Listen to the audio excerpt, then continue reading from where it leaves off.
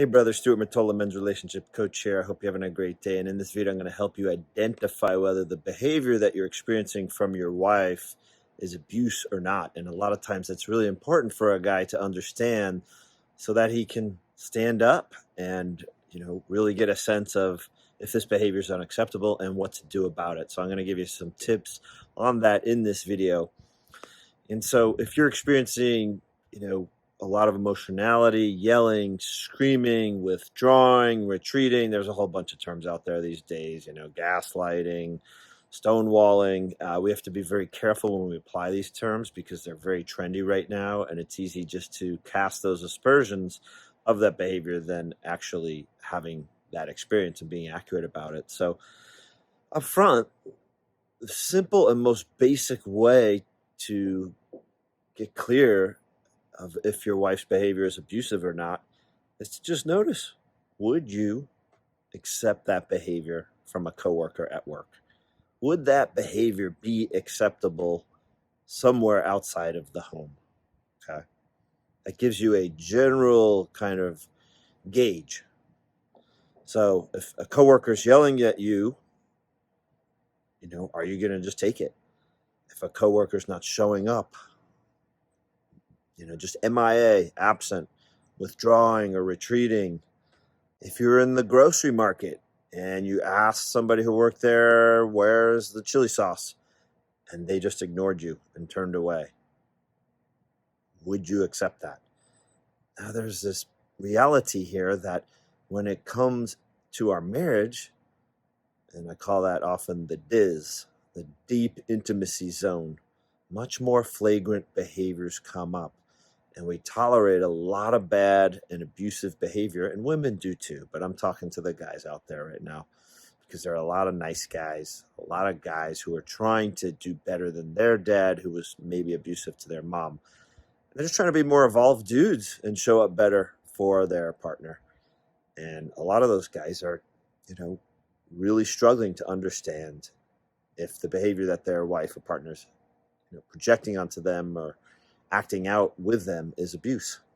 So notice, would you accept those behaviors from somebody in public? And it's crazy because in the DIZ, in that deep intimacy zone, those behaviors will crop up. So what do you do about it? What do you currently do about it? I'm curious. Think about it for a minute. Do you turn away? Do you just run away from conflict?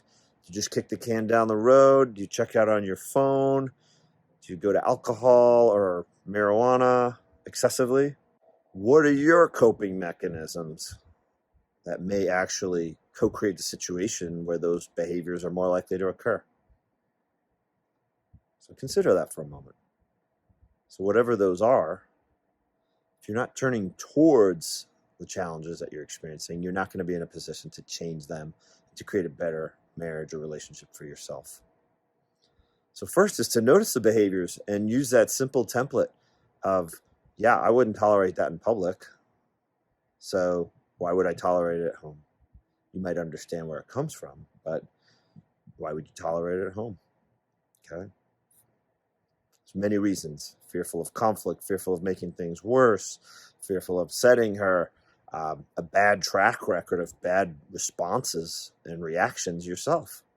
So first, notice the behavior, if it's abusive or not. Second, create an energetic boundary. Allow yourself to feel that pause between the way that you get triggered and hooked and activated. Okay? And by activated, I mean you get jacked up inside. You can't even think. You get really emotional. You enter a younger part of yourself. Okay? When you notice that, and you're in that pause and you're not reacting, you're in a better position to respond.